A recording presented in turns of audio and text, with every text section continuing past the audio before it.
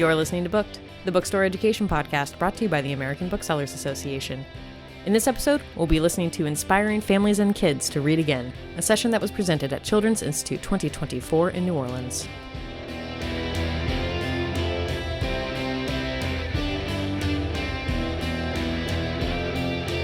All right, well, you are here at Inspiring Kids and Families to Read Again. So if you, and also it is 2:20, it's not 2 o'clock, it's 2:20. We're gonna go until 3:10, but if you intended to be at a different session, now is your time to go find that session. This is what we're gonna be talking about today. Now let me see if I can, there we go, okay. So before we start, just the reminders you've been hearing these past few days. All the slide deck is on the app. We do want you to evaluate the session, and if you haven't evaluated the other sessions, go ahead and do that after this. The ABA staff really relies on that input from you all to help plan future sessions, so please evaluate all the sessions. Silence your cell phones because we will be recording. And because we are recording, also when we get to the point to take questions and comments and all of that, we do need you to speak into a microphone so that that is captured on the recording. All right. And then we have to still remember our antitrust guidelines. So we cannot talk about price or pricing policies. We cannot talk about boycotts. And we cannot talk about dividing up the market. I don't think those will come up here, but you never know. Okay, So as I said, this session is called Inspiring Families and Kids to Read Again. We're all here at Children's Institute, so my guess is that we all have been inspiring families and kids to read for a long time, and that is what we're doing. However, the past few years, we've seen some, or more challenges have been amplified, and as we've been hearing, more data is now telling us that there's a decline in reading with both kids and adults. So our goal here today is to talk about and name some of those things that are going on that we're seeing, and then collectively, I mean, this is a room full of people with great wisdom and great experience, and so collectively talk about some of the things we can do to meet this challenge. So I'm Holly Weinkoff. I'm moderating this session. I am the owner of Red Balloon Bookshop, where I've been telling people all week we're celebrating 40 years this year. And full disclosure, I joined in on this conversation just a few days ago because I'm the substitute moderator. So, but I know the folks up here with me have been having this conversation for several weeks. So it's going to be a great conversation with them along with all of you. So let's start by having you all introduce yourselves, telling us a little bit about your store. I should also mention that Red Balloon is primarily a kids and teen store. But yeah, so tell us a little bit about your store, and then also when you introduce yourself, if you could tell us a little bit about what you're noticing in terms of, you know, if you're noticing that decline, what you're seeing in your stores. Well, my name is Cliff. I'm the children's person at Left Bank Books in St. Louis, Missouri. I've been there for roughly 12 years, and I shopped there for an entire life before that. Soup to nuts, I'm the kids department, so if it gets in that little room, it's by my hand, and if it gets returned, it's by my hand. I'm a giant kid, and so what I read is middle grade. Middle grade is the only thing that I care about. I mean, picture books are fine too. But I have seen a decline, and it hurts me deep in my heart. There are the books that I keep on the shelf, just begging with my eyes everyone to take them, to love them, to treat them well. And it is hard. I've had to ratchet up the enthusiasm. Enthusiasm is key if you want to inspire someone to read. Just be enthusiastic about a thing, and trying to find a way to connect to kids who are growing up in a situation or in a world that is so alien to me. This is not how I grew up. I didn't have the phone. I was an introvert. I was under my bed with a book and a flashlight. And it is hard, and I'm empathize. We'll solve it, maybe. Well, we're going to have a good conversation for sure about it. All right, Courtney, you want to go ahead? Sure. Hi, everyone. I'm Courtney. I am the children's book buyer at Changing Hands in Phoenix and Tempe, Arizona. We have 2 locations. I'm sorry, I'm very soft-spoken. Is that better? Yes. Awesome. So partly in preparation for this panel and partly to feed my own curiosity and also to kind of analyze it, I sat down and actually made a spreadsheet of, so we have our middle grade book club. It's called Club Read. I went back to 2019 and looked at, it's a monthly book club. I looked at attendance numbers for every month from 2019 until now, just to kind of see the decline, like just in black and white. And it was really disheartening. In 2019, our Tempe location's average was 9 kids. 2019 was actually a really interesting year, side note. There was one month where we had 21 kids, and in the event notes, even the Club Read host was like, I'm not sure why we had so many kids this time, but it was great. And then some months that year we had 4. And then our Phoenix location, that average for 2019 was 5 kids a month. And then 2020, the panini happened, and we closed to the public for 3 months, and then we moved Club Read to exclusively virtual. And then attendance numbers just kind of dwindled from there. For 2021, so after we reopened to the public, we did just virtual for the rest of 2020 and then in the entirety of 2021. And we came back in person in February of 2022, and the average attendance for Tempe that year was 1 kid. For Phoenix, it was 3. And then 2023, Tempe had 0 attendance the entire year. So, yeah, it's bad. So we have had to reevaluate our entire middle grade programming as a whole to kind of address like what's happening, what can we do to make it better, which we will go into. I don't want to ramble on, but yes, it is a very serious problem, and we are doing what we can to try to fix it. All right, and Sandy, you want to tell us a little bit about you and your store and what you're seeing? Sure. My name is Sandy Angulo Chen, and I am the Children's and Teens Specialist and the Community Coordinator at Loyalty Bookstores in D.C. I happen to be at the Silver Spring, Maryland location, but I also spend half of my time as an assistant high school librarian, so I'm here to sort of give you this hybrid approach and to tell you that literacy loss is real, the struggle is real, the pandemic kind of irrevocably changed education and the way that teens and tweens approach literature and books, and the amount of time that they spent, for good reason, on screens and with games during the pandemic. Now, a lot of them have not returned to finding their way into the library, into the bookstore. A lot of them don't even know how to navigate a bookstore, to be frank.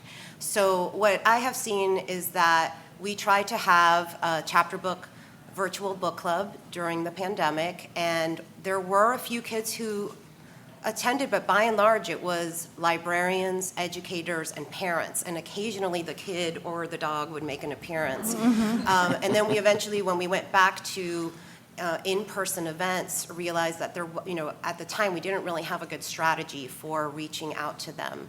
I mean, we do have other children's programming. We have Drag Queen Story Hour, but that's very much parents with their very young children. But we are seeing the middle grade sort of, they're not coming in, and a lot of the young adults who come in, they want that dark romance book talk title that we may not even have in the store. So I find that the impact is that we're just not getting a lot of kids coming in to explore, to do book discovery. They come in with a very specific title in mind sometimes, and if they don't find that, they're not necessarily up for just having that exploration throughout the bookstore that would, in previous years, have gotten them to a book that would be right for them. So I see that we, as the actual booksellers, have to do more. And if you have a store that doesn't have more than one children's and teen specialist, that can be a challenge. So, it's important, at least, from my perspective, to make sure that that there's staff enthusiasm for the books in the children's and teen section, even if that's not their forte. Because if you're not there to help hand sell to the child, to the teen, then they're not necessarily going to find their way to a book that's right for them. All right, thank you. Sandy, you started talking about this a little bit, but maybe we can talk a little bit more. I think, part of figuring out what to do is also understanding why we're in this current state. And you mentioned the pandemic. You mentioned time on screens. I do think it's true. There's just so much competing for kids' time these days. So what other things are you all noticing that could be behind this decreased engagement? I also think that there's fewer families that are prioritizing reading together or even reading aloud to their children beyond the preschool years, and that can be a problem. I feel like a lot of times the parents aren't role modeling the reading, and so the kids aren't seeing that, right? Because if we all read the newspaper on our phones and are constantly on our own phones, then what are our children seeing if they're not seeing us with an actual book in our hands sometimes? And yes, some of us read digitally, and that's fine too, but I do find that just generally, especially I run a book club at the high school, and it's delightful because these are kids who are opting into reading on top of what they have to read for their syllabus. But because of the literacy loss, because of the fact that they've come back from basically being a black screen on Zoom for a couple of years, and now they're being dragged back to school, even though it's been a couple of years, they are not necessarily interested in picking up a book. They want to zen out, right? Whether that's with binging their favorite Netflix show. You've probably all know the reasons we're in the situation we're in. And then in school, particularly in public schools like the one I'm in, there's such a focus on reading for a test or preparing for a standardized exam that is only going to have them reading excerpts. So a lot of times my language arts teacher friends say they're not even teaching whole books anymore. Like I used to remember going through a syllabus and knowing exactly how many full books I was going to read throughout a year. And my son, who's a sophomore, said he only read 2 books this year in his language arts class, and he was the only one in his little group that actually read them, right? The rest just got the it used to be Cliff's Notes for Gen Xers. I don't know what they're called now. The super summaries or Wikipedia entries of looking at what was happening in the books. And a lot of times, as we know, the language arts teachers are still teaching kind of staid and true classics. They're not necessarily exploring diverse titles there either. So there's many reasons we're in the situation that we're in, but now we're in it, and we have to figure out a way that we can get the parents and the kids more excited about reading different books. Another issue that I see, I'm sorry if I'm rambling, is that the parents, we all know well-educated parents who want to use their children as bragging rights to a certain extent. They want to talk about their kids reading award-winning novels. Guess what? Their kids don't want to read award-winning novels. They want to, what I see are literally high schoolers who still want to reread, Diary of a Wimpy Kid. or they want to reread their favorite Rick Riordan series again and again. The ones who are coming into the library, they're checking out manga and graphic novels, and they're checking out the books that they loved as elementary schoolers back when they were reading more often. But the parents, when they come into the bookstore, they don't want their kids to read graphic novels. So I hear that all the time still in 2024, that parents haven't gotten the message that it's okay for their kids to read graphic novels, manga, or even to use audiobooks as an alternative way to read. Right, yeah, so those are things we all have to keep talking about in our stores. I'm wondering, Courtney and Cliff, if you all have any other thoughts, or also you maybe want to speak to the other question that we're thinking about is what else in our bookstores are impacted besides sales when we see this decline? I don't know about your all stores, but it has gotten to a point where if there is an actual human child at like a middle grade event, I consider that a success. Actual teens at teen events. I was like, we got one, just because it is, the decrease in reading. We recently hosted Lois Lowry, and I was genuinely concerned. I was like, is it all just going to be teachers? Like, are we going to have any, actual children? Which we did, fortunately. But it is, it is a legitimate concern. And so part of the reason, at least for our store, is because after the pandemic, we were very concerned about the health and safety of our customers' children. And so we did not restart things like story time. And then obviously Club Read was virtual for a very long time. And so once they did not have that kind of regular kids programming anymore and like establishing that routine with us, we kind of just lost those families. It is, so at least in St. Louis, something I've noticed, especially in the city schools, which I'm a product of, half of the schools don't have libraries. And of the ones that do, they don't have a dedicated librarian. They don't. So, many librarians, if they are actually librarians and not just library aides, they do double duty. So half of the week, the school library is closed. They just don't have access to, but even if they wanted to read them, they couldn't literally get in the room. So it has been hard to actually get books into their hands, especially ones that they don't have to pay for.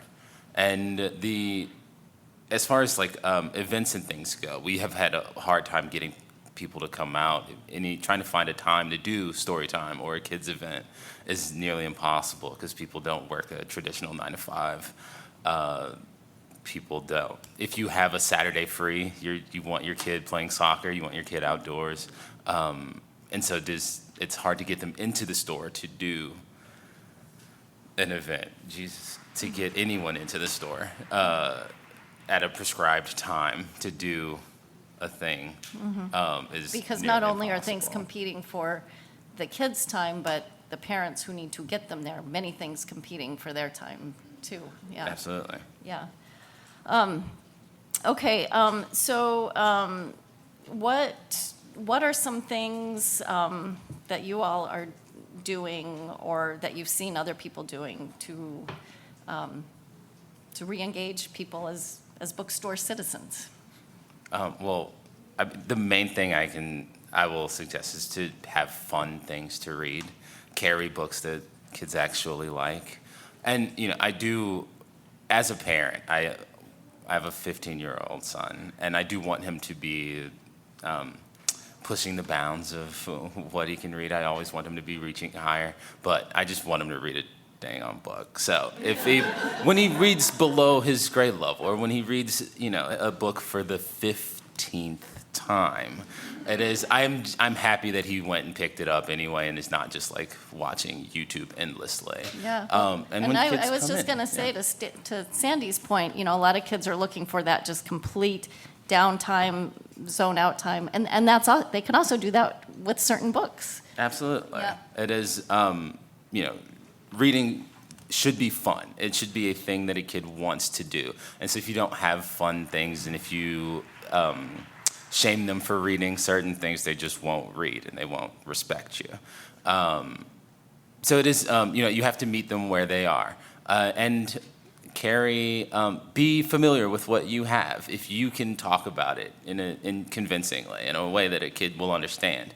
Do enthusiasm, make fun of yourself, be a fool. They will, they are more likely to take a chance on it because you try. You spent the time. No one talks to kids. The entire world is hostile to kids, especially at that age. Everyone's afraid of them for some reason. Actually sell a book to them. Talk to them about a book. Yeah. All right, good. Okay, so we're going to move in to a portion of this session where we want to hear more from you all. So we're just going to think a little bit to get us into that mindset of, okay, now that we know this, what can we do? So we're going to start from the place of where does the love of reading come from? So we're just going to brainstorm thoughts around that. Raise your hand. Jen will bring you the microphone. And I mean, somebody already mentioned, the importance of modeling kids, seeing the grown-ups in their lives, modeling reading, and having fun books. But yeah, what thoughts do you all have? While I'm making my way over to Kimi, I wanted to add that repetition is often a way that we cope with trauma. So if you find that the kid is rereading a thing over and over and over again, it's because they don't want to be surprised. They want to be comforted and soothed. I learned that when I watched When Harry Met Sally 200 times over the last 4 years. Growing up, I loved reading because that's what my parents did for fun. There wasn't as much TV in the 2000s that you watched in your downtime. There wasn't phones in front of your faces, and so after dinner, my parents sat down and read books. So I sat down and read books. And I feel like even with digital reading today, it looks so similar to being on your phone that you're, like you said, literally it's a different model. And that makes me so sad. But also, my family also listened to audiobooks, in the car when we were together and stuff like that. And I always love that. Whenever I have families in the store, I suggest that when they're like, oh, we have a summer reading book. He hates reading. He's not going to do it to the end of the year. I'm like, get it on audio, play it in your car whenever they're in the car. They'll pick up a little bit of it. Maybe they'll actually read the book. Maybe they'll remember some of the things they heard, and then they'll do slightly better than not reading at all. So if you're not hooked up with Libro FM, get hooked up with Libro FM so you can get those audiobooks for kids. Yeah, I fully agree with that and with the audiobooks, but I will also say this is the positive love of reading side, but on a challenge side, as incredible and as accessible as Libro FM and other virtual audiobooks are, the way that I fell in love with audiobooks as a kid was going to the library and pulling cassettes off of the spinner rack and seeing the covers and not having that physicality, even though the trade-off is, it is so much more accessible. There's so many amazing audiobooks you can get your hands on. I'm in my store finding trouble, how do I market that to kids? But the other thought I had was, and it's been mentioned, reading to kids at bedtime, and I think that's something that we also model through story time to parents, because parents don't always know how to read aloud to kids, and what's the fun and joyful way to do that. Thank you. Okay, I have this gentleman, and I'll come to you, but I'm a big lady, so I can't fit through that space.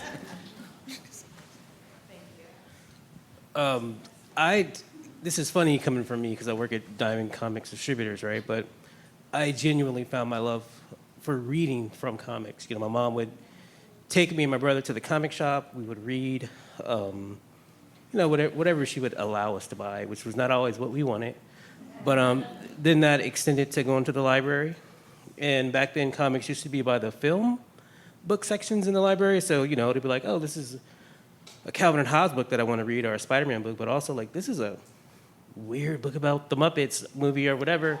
And then just browsing the library, then developing a love for reading that way, picking out things I want to read, being allowed to read it, transitioning that over to like book fairs, discovering the red wall, and books that like were like things that my mom would be like, "Why are you reading that?" And I'd be like, "I don't know, but it's fun, right?" And I think that I was like really lucky to have parents who weren't very judgmental about the stuff we read. And one thing that I will say that happens or is happening now is like comic shops. I'm sure all of you guys have comic shops in your area, right? But they are not focusing on children. Their primary customer is older people, and their children's sections are often struggling too. So that is an area that you can step in that's not taking customers away from a neighboring business. And I will say that if any parent is hesitant about a kid reading a graphic novel, because I have kids too, I have 3. I'm always like, just, you could get that, but get something else too. It's never no, it's always in addition to. Yeah, that's And I a think great that is point. key, because then my kids will get 2 graphic novels and 2 prose books, right? So. All right, I know everybody has lots of thoughts. We also have more questions, so I'm going to keep us moving along, and then at the end we can come back to any other things that people want to share. I think one of the things to think about too, or one of the things that this group has been talking about is, what are the kids' values today? What are the parents' values? How are they same or different? And then the next step will be to think about what that means for us. But for now, let's just talk a bit about what are we seeing as kids' values, what are we seeing as parents' values.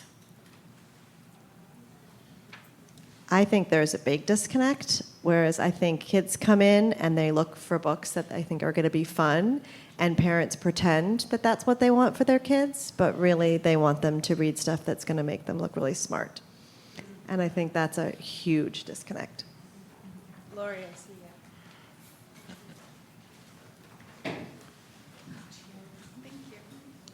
you. To piggyback off of that, I think we have a lot of parents who come in and grandparents that will say, my kid's great, like they're reading way above reading level. How many of you guys get that? Yeah. And it's all about the reading level, and it's all about like, how can I get them to be in a book, not ever asking me, hey, my kid's really interested in dinosaurs. What do you have about dinosaurs? Where asking a kid, you lead with that, right? What do you like to read? What do you not like to read? Those kinds of things, and they will tell you. And yeah, a lot of it is escapism and fun and mystery and take me out of my head into this world and do these things, and the parent just, wants everybody reading, classics that they grew up on that are not at all relevant to the kids' lives. And there are a few people over here. In my experience, kids are more likely to want to read diversely in terms of character representation than their caregivers think they want to. I can give a white kid a book with a black character on it, but it's harder for me to sell a book with a black character in it to a white caregiver for their child.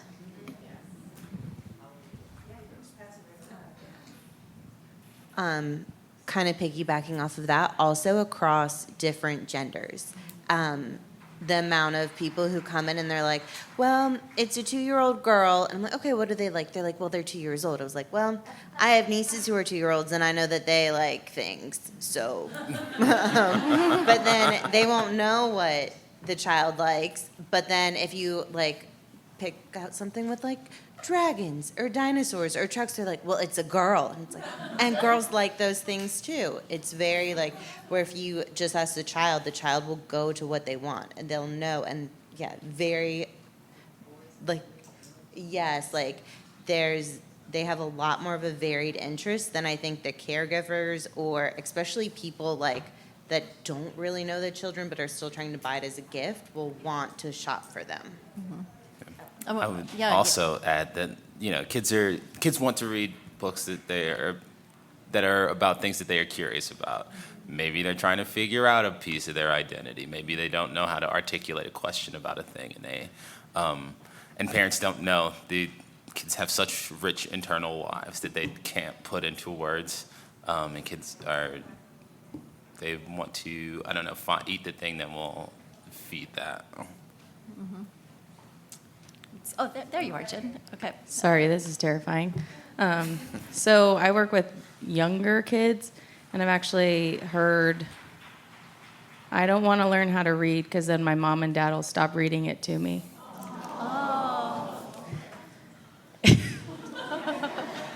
And I think that we live in a generation where all of us are staring at our phones and our kids just want us to stare at them a little bit longer.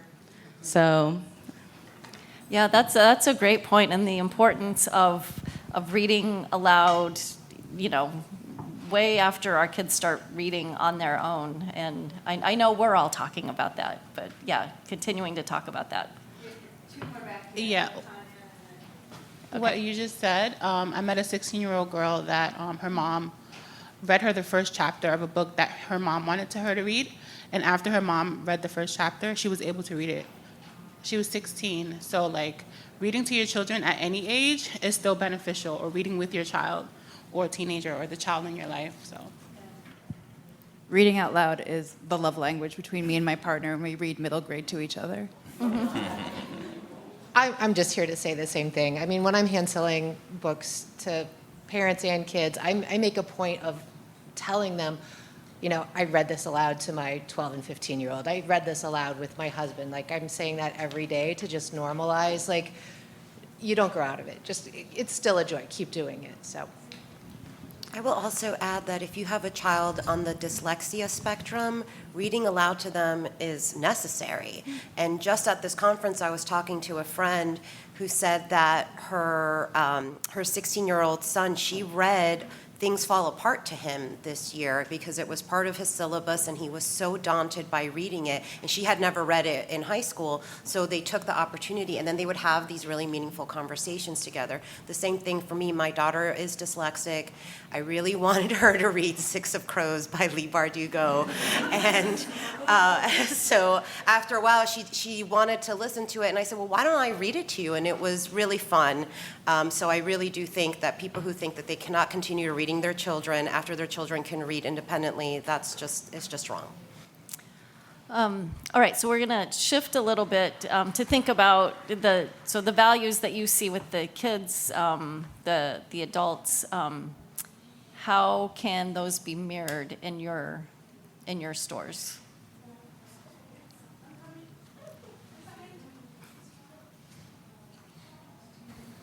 This may not be a value example, but I've done puppet shows, translated and adapted books, and we just did one for Bonita and the Night Creatures at preschools. And it was great to translate, to share with the kids that you can do this with your stories. So find a good story and bring it alive. And so that's just kind of, we've done it in the shop too, had puppet shows as well with literature. So that's it. Yeah. Great. Thank you. So one thing I've noticed is there is a definite decline in our middle grade, but the kids who come in and that do read middle grade, it tends to be their whole personality. They are a reader. That is what they are. So we, at our store, give them a lot of agency over our sections. We have papers around that section in particular saying, what do you want us to bring in that we don't have? What is your favorite book? Would you like to tell us about it? Even if it's not write me a beautiful review, it's just draw a picture about how this makes you feel. And it works really well because then the kids who don't trust the grown-ups in the room to say, this is a really great book and I'm really enthusiastically telling you, you'll love it. And they're like, yeah, I don't trust you, old lady. But they'll see those shelf talkers from other kids and suddenly they're like, well, I trust them. Mm-hmm. So I think giving them more agency over the literal collection we have seems to have made a big difference, not just for the kids who identify themselves as the reader, but the kids who are like, I want to be like that kid. Yeah, that's a great idea. Yeah, to have kids write reviews for you, feed them ARCs, feed them all that free stuff that you get from publishers. They love getting erasers for whatever reason. They don't even write with pencils. It is give them whatever. Also, if you don't, it will sit on your desk forever. Sorry.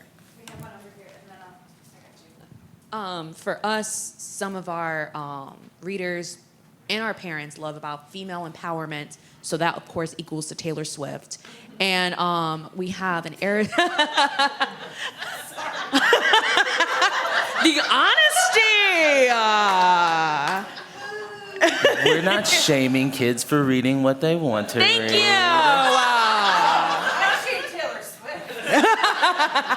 Well, for the ones who do love Taylor Swift, we have an Eras book club that we meet once a month, and I don't know what we thought in the beginning of who it was going to attract, but it literally attracts from a 14-year-old girl to a 55-year-old parent. Yeah. So it ranges because some people believe that Taylor Swift means female empowerment, and they see themselves in her or the song. So we always coordinate with an album with the book. So for Valentine's Day, obviously that's love. So we read, and that's what the Lovers album. So we wrote a romance book. This month is The Summer I Turned Pretty. So, Red Stick Reads. In Baton Rouge, it's only 45 minutes from here. Yeah. So we try to do it where, kind of going back to the other statement of how that links with the kids and the parents' values and how we can try to make that sync. Some people believe that Taylor Swift is cool beans. So we want to inherit that and make sure that it brings something, and it brings love. And we, not for the 14-year-old, obviously, but for 21 and above, we have champagne and wine and cookies, and it's just a really good community thing, too. Well, and that's a great point, thinking... Yeah, and thinking about what are those things that are engaging young people, and how can we harness that in our stores? This in some way mirrors what Rai said, but we have two programs. It's actually, we call them two separate programs, but it's the same program. We have a young reviewers program and we call it Teen Book Crew. And the Teen Book Crew, they have a blog. And they post, we give them arcs, and then we have branded shelf talkers that they make little reviews for us. And in one of the other panels, they were like, nobody can sell a kid a book like a kid. And those shelf talkers are key in getting kids excited about other books. Because I can recommend Till the Cows Come Home, but the second a kid next to them is like, oh, I love that book, it's over. Yeah. And I see... also a hand in the back. So maybe Okay, I'm gonna we'll do someone who hasn't talked take first. a couple more comments on this one, and then we'll move. Will you do? Can we do Sure. 2 or 3? Let's do 2, and then we'll see where we are with time. And then I'll come front. If anyone wants to come to my Taylor Swift TED Talk after karaoke, I'll be around.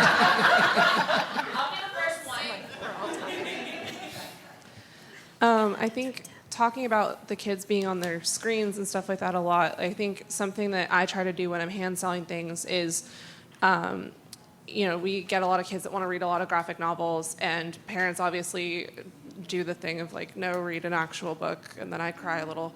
But I recommend the Last Kids on Earth series a lot because they do have that comic kind of feel, but there are a lot of words on the page. And when it is something like that that also then has an adaptation, there's a Netflix series for The Last Kids on Earth, I make sure to also mention that, not just to the kids, but to the parents too, as a thing of oh, and if you really like this, oh, it's going to be a really big long series, or oh, there's a Netflix show, so you guys can watch the show together, or something like that, so then they're still engaging with the content of the books. And I feel it helps the kids also get a little more excited sometimes too. They're oh, I can watch it too and read it.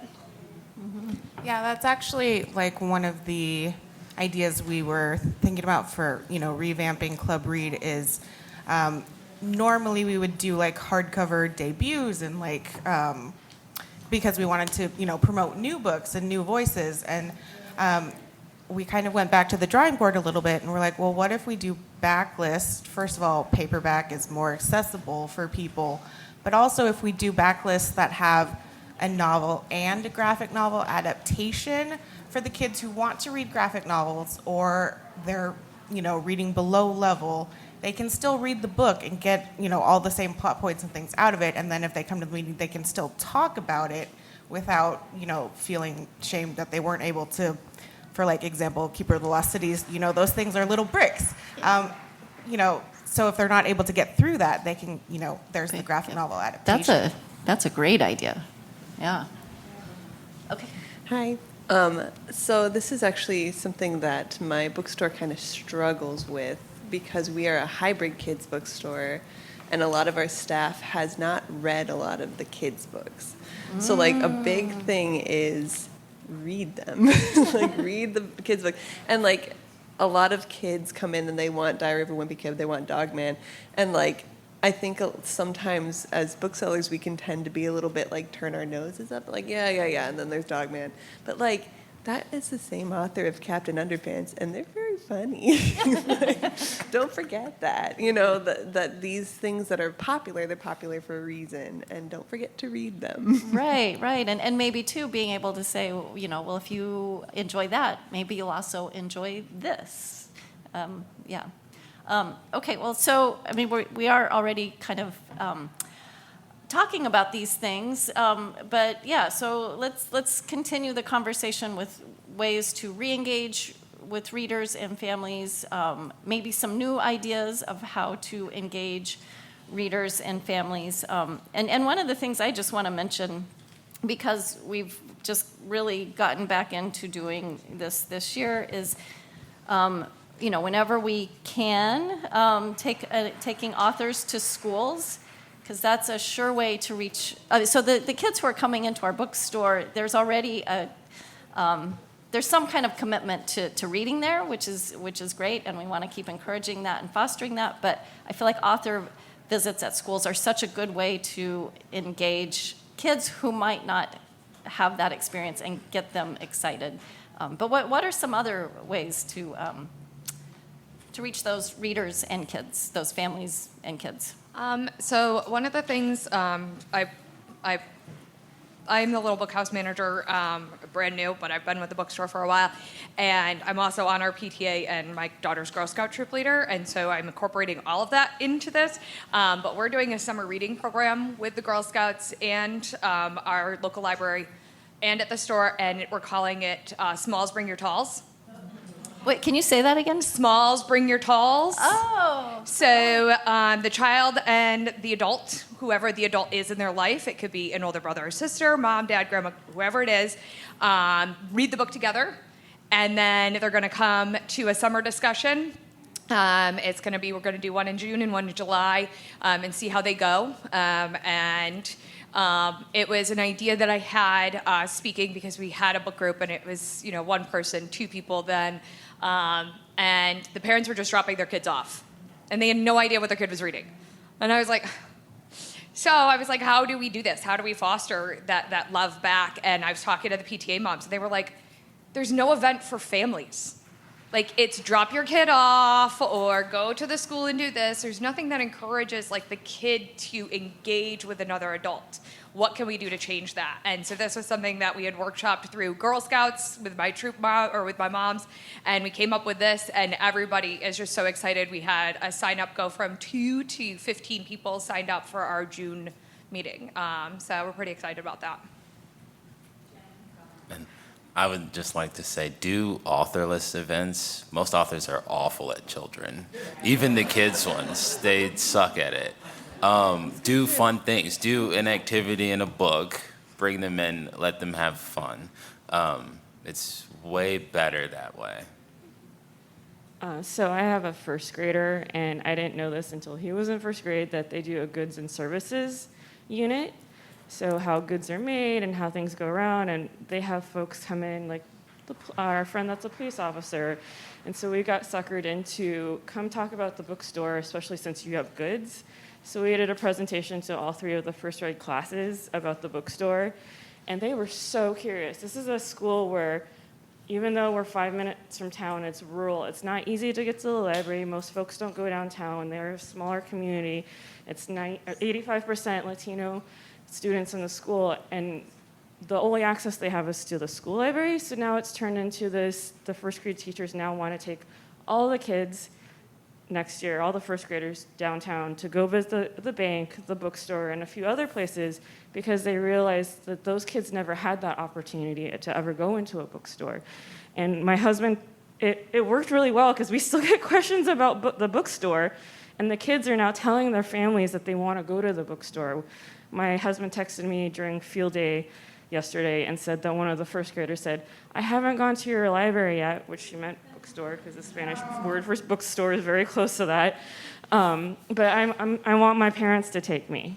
And so it's getting the kids to tell their parents, I really want to go there. So it's a different experience. I'm not engaging them in reading. The teachers are already doing that. I'm engaging them in a different way. And so we're going to do that every year now.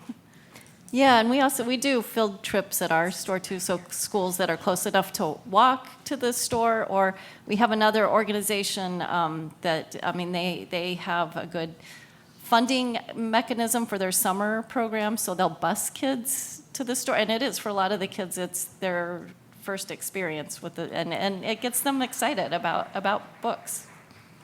My 7-year-old, he's the ambassador at his school about our bookstore and our bookmobile. But I am working with Sylvan Learning Center and popping up in their centers and selling books. So the books are worked into the tuition that the parents pay for the kids, and then they get to shop, quote unquote, shop for the books. Every week they get a different book while they're in camp. So if you have a Sylvan Learning Center, you should reach out to them. Mm-hmm. And one more here, and then guys, people.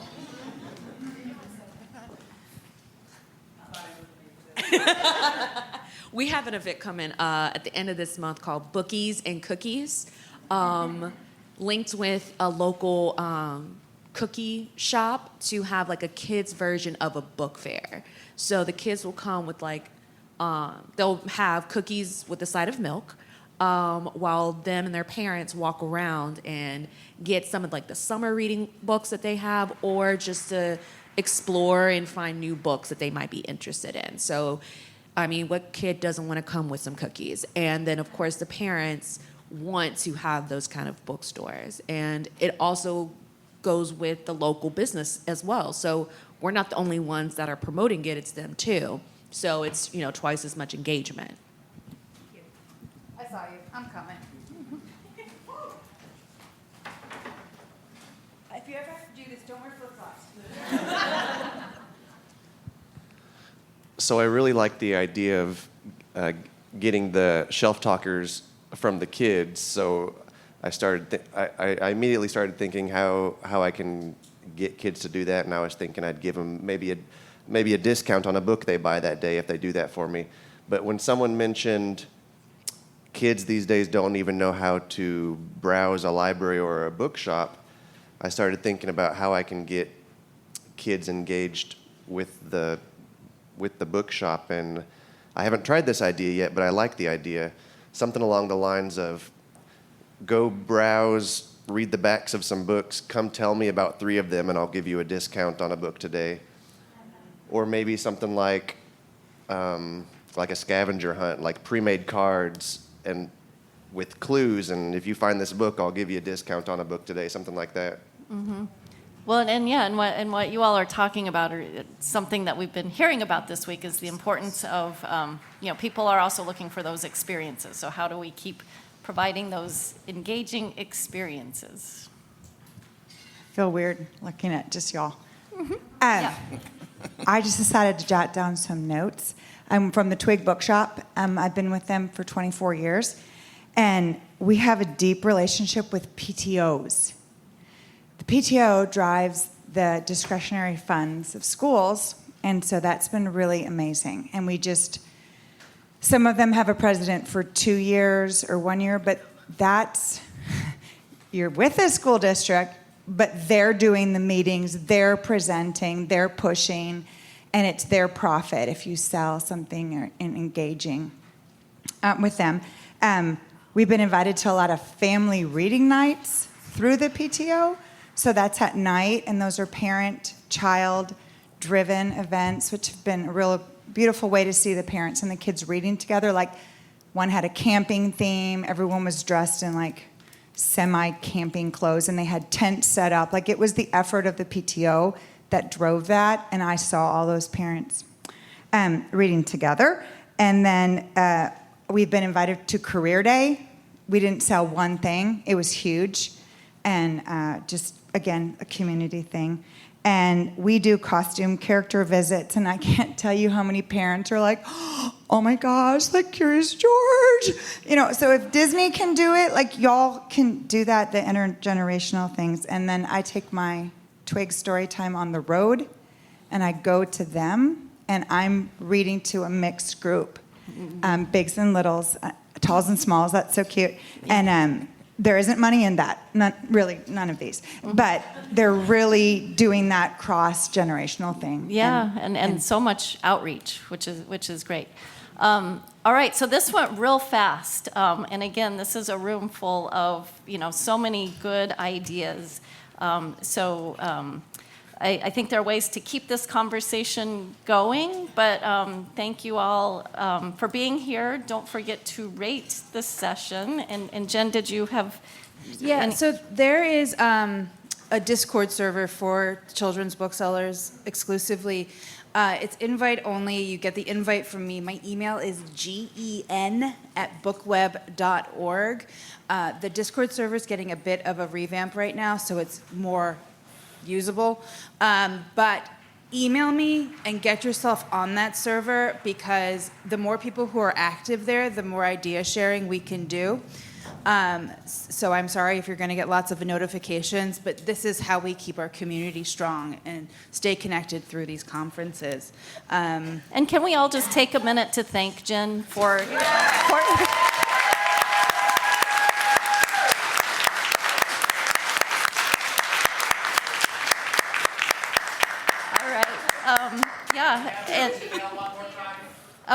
Jen, yeah. Go ahead. You got a microphone. You go. Someone take it away from me. GEN, Jen like general, but not general, at bookweb.org. And thank you to the panelists. And I think, what's up next?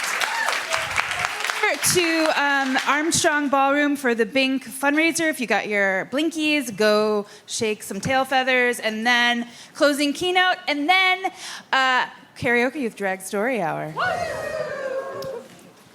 Also, I have friendship bracelets if you would. And you don't have to be a Taylor Swift fan to get them.